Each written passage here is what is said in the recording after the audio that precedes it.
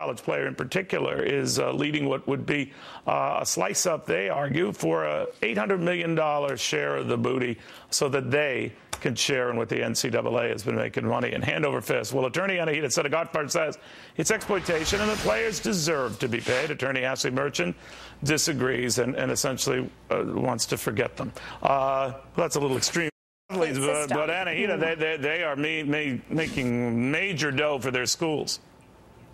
They are. I mean, the NCAA, Neil, is big business. They generate $1 billion in revenue off of the backs of these unpaid players. So the plaintiffs in this case are saying, wait a minute, why do we have to sign away our right to exploit our own name, our own image, our own likeness to the NCAA just to play college sports? I think that violates the antitrust laws, and it's fundamentally unfair because, like you said, the NCAA is exploiting their names, their images. They're making millions and millions of dollars in revenue off of these athletes, and they don't want to share any of that revenue with them.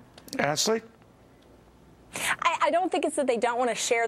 They can skip it and they can turn pro at that point. But they are enjoying the educational. Not all of them can. And in this case, this guy was playing. He was in the Final Four some years back. He's selling cars right now, used cars at that, I believe. So they don't always hit pay dirt. So while they're in that position and they are the stars of the field, shouldn't they have, whether it's via games that kids get and their likenesses are pretty apparent, a piece of that dough? We've already had cases rule that they should, and they will.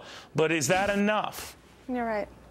You're right. And here's the thing, the notion that college sports, that at least at the D1 level, is still amateur, I think it's antiquated because the reality is these are de facto professional sports teams. But Annie, watch what you're saying. But Annie, I love you to death, but watch what you're saying. Then all of a sudden you're going to have schools competing with each other for the best talent. It's going to drive the fans away from certain schools because their schools can't put up. It's going to hurt their schools.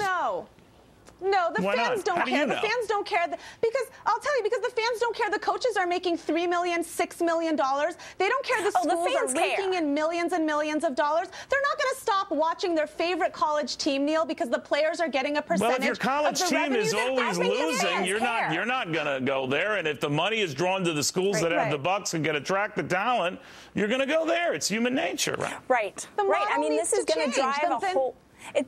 Ashley, this is going to be a whole different model. We're basically the lines already, ladies. I mean, if you think about the Olympics, remember when professionals couldn't play and now they can play? There is no line between amateur and professional anymore. So why don't we just state the obvious?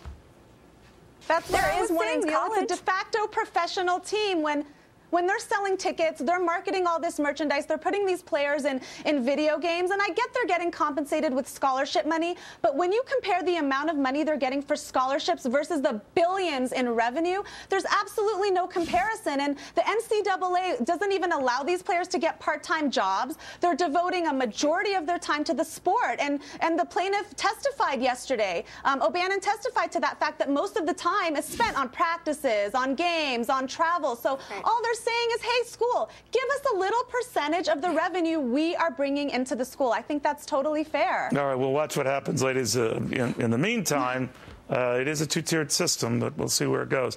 All right, well, the